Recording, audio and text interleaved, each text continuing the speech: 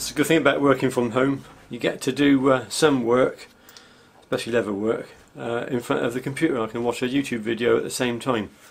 So it's nice to catch up with what's happening on YouTube. Kill two birds with one stone. Thought I'd share some tips with you because I haven't done a video for a while. I've got a batch of wasps. They're my neck knives that I produce. I'm working on at the moment. A big batch actually, 11 of them. I'm preparing some of these for the UK knife show. Some of them will be for sale later on the website later this month. And what I'm going to do, I've almost completed the sheaves now. These are the sheaves for them. Almost completed these, and I've just got to do the grinding of the profiles, drilling of the holes, get them ready for heat treat, and then I'm going to heat treat them. And the tip I'm going to share with you mostly is a way that I correct warps now. I've been doing it for some time and I've not said much about it really. In the past I've done all sorts of ways of correcting a warped blade. It's just a fact of life that when you heat steel and when you quench it rapidly, a warp will occur to a greater or lesser extent depending on certain circumstances. You know, what stresses are in the steel is one of them. How you quench it into the oil. If you get it a little bit uneven, it can warp. And in the past I've rectified these warped blades by using all different techniques. I've tried correcting the warp just after quench and then tempering it, and I find that many times it will warp again during the temper. I've tried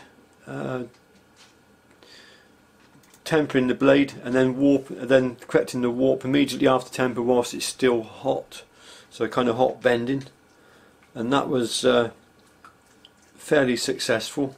A little bit tricky to do, but I've done away with all those ways of correcting warps now. I've been using this new method, and it's so much better all around, I think. So I'll share that with you now.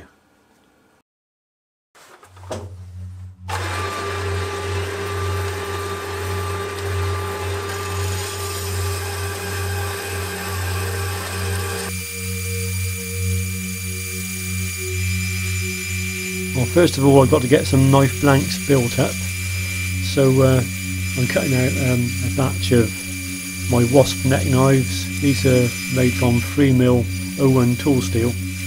I'm using my metal cutting bandsaw. Of course it's speeded up somewhat for expediting this video.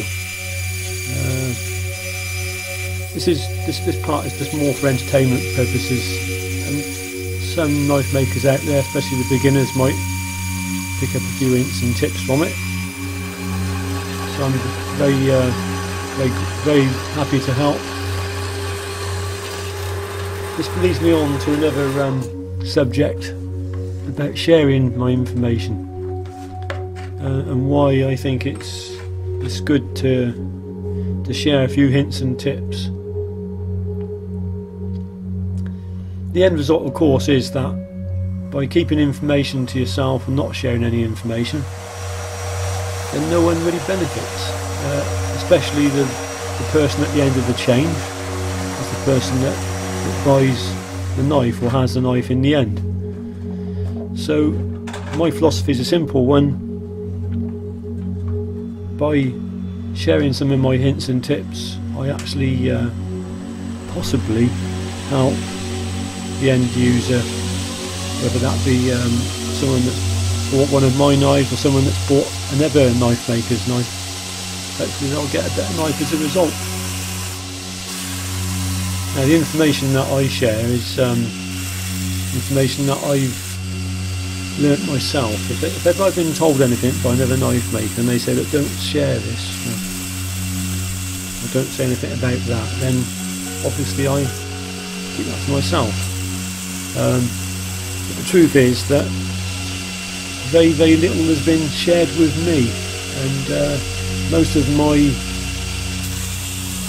findings have been through trial and error, and through spending years and years at the grinder and in the heat treat room and doing my various tests to find out what works best.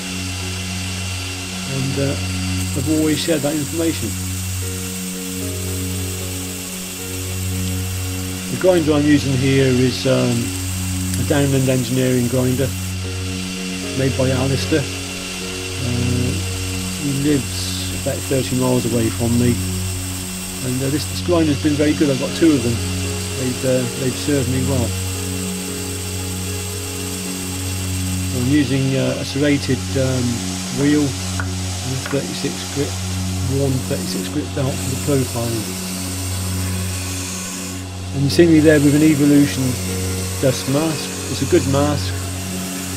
You just got to keep the air filters clean with a simple vacuum.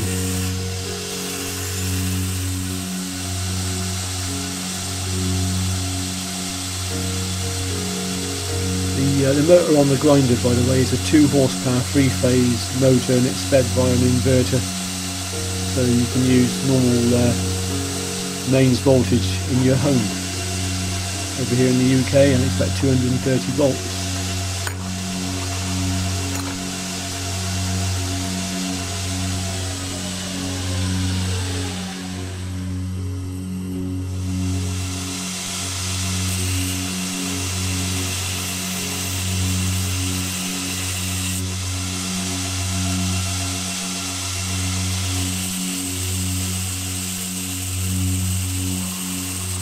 This is my little pilot hole drilling drill. I've got this one drill just used for this purpose and this purpose only, just to drill 3mm holes. I've got a bank of 3 pillar drills, and it speeds the process up. This is my my Warco drill, set to a slow speed for drilling all the metal work holes. And the drill, which is out of shot but on the right hand side, is set to a higher speed for drilling wood. I don't tend to use coolant or oil. I find that the drills, if kept sharp, do a fine enough job without heating up the workpiece.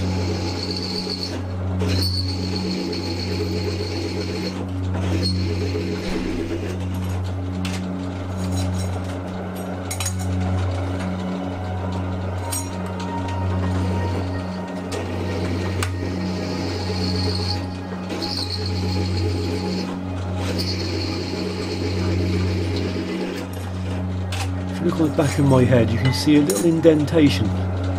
Well, that's the result of a surgery I had many years ago to remove a tumour, and I'll tell you about that in a minute.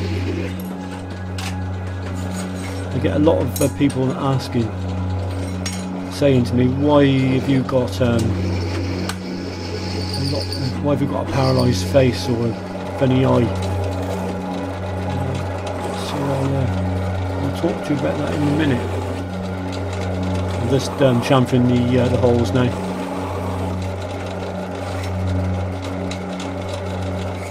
I'm just laying out roughly where the scales are going to come to and where the grind is going to come to. This helps me with the next process, which is stamping the logo.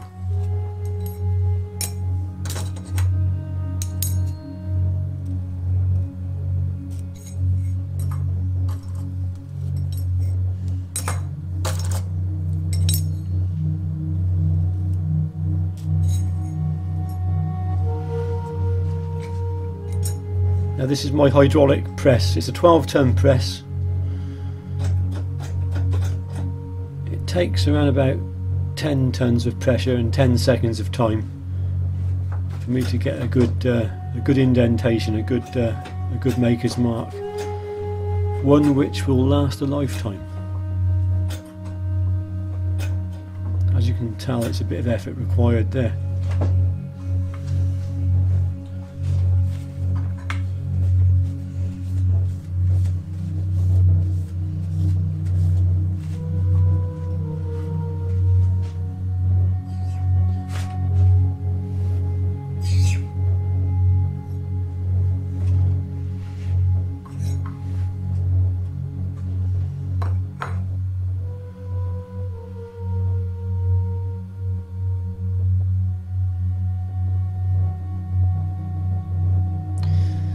Now I'm applying a product called ATP641. It's a kind of anti-scale compound, stops the steel from decarbing in the electric kiln.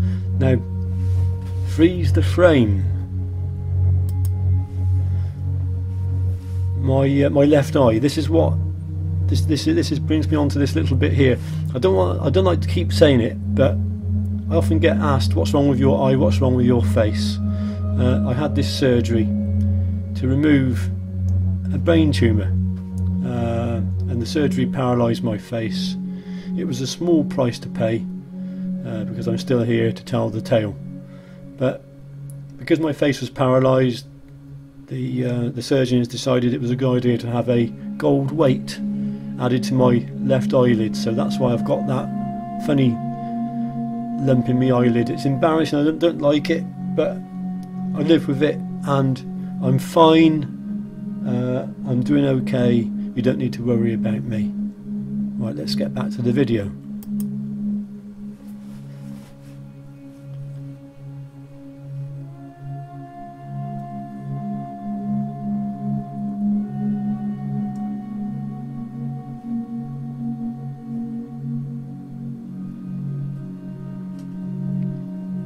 This is my 18-inch even heat kiln. A very accurate heat source, purposely designed for knife makers. I got it set to a program, so I just got to select the program and leave the kiln to do its thing. Got lots of videos on heat treat, so if you're inclined you can search through them and find them.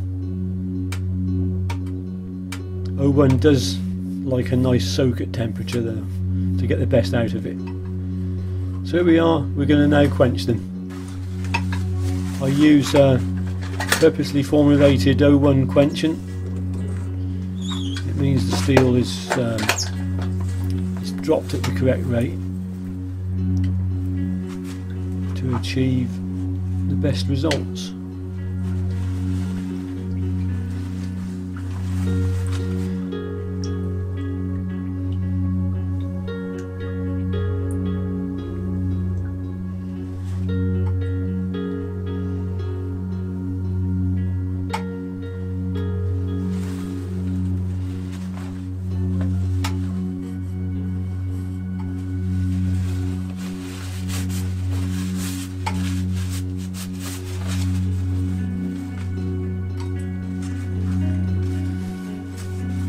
So they're then left, the blanks are then left to convert to martensite, because it's a process. Once you initiate that process with the quench, they don't immediately convert to martensite, it takes a little time.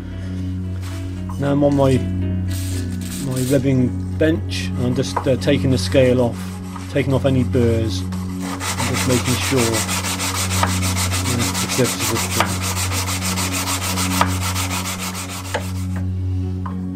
This is important for the next step.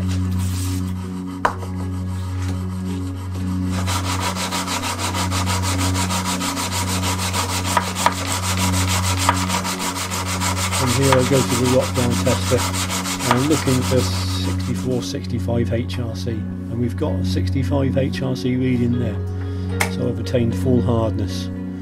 Now this is the meat of the subject. This is the way that I temper my blades. I clamp them for the first temper cycle between two pieces of flat steel. making sure that they're clean, there's no bits of grit or debris in between them, and they're clamped down tight. Any minor warps are squeezed out at this stage, and then they're put into the oven and they're tempered at my selected temperature for 2 hours, and then they're brought out and left to cool down slowly. I've only got a simple tempering oven, but the device on the bottom right hand corner is a PID which controls the temperature of that oven. It's extremely accurate. 2 hours later,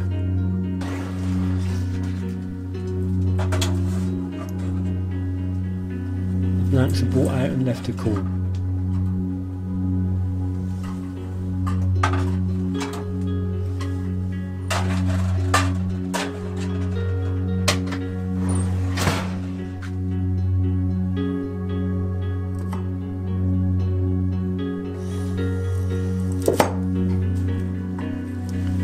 So now we take them out and we check each one individually to see how flat it is. I'm looking for the blades to be as perfectly flat as possible, and from this stage then all the work done to them is on the hand rubbing bench.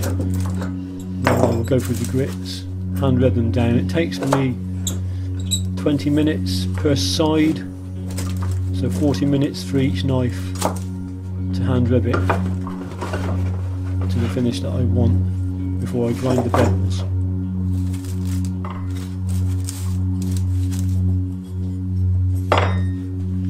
At this stage the blades are around about 59 to 59.5 HRC.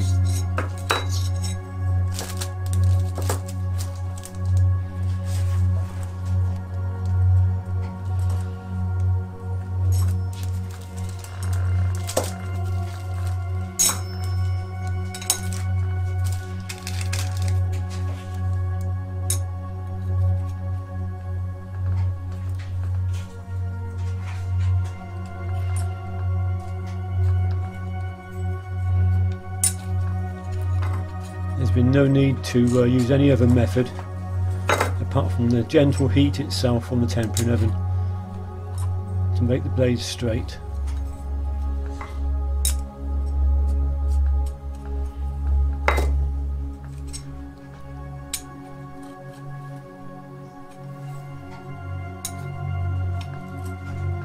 Sometimes if you've got a really badly warped blade and you don't get it straight on the first tempering cycle, then you may have to keep it clamped and then temper it again at the same temperature or possibly slightly higher, and then generally the second temper gets it.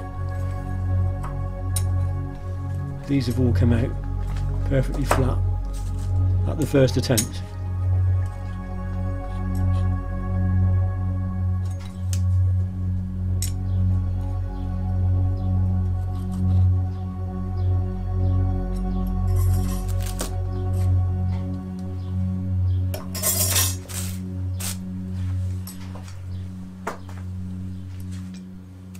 Just stacking them up again just to show you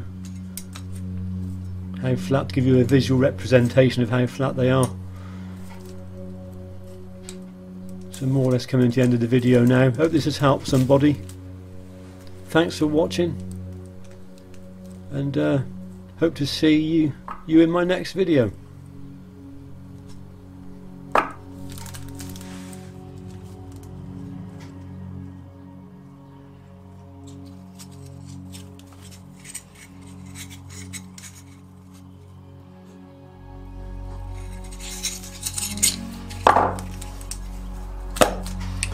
Happy days.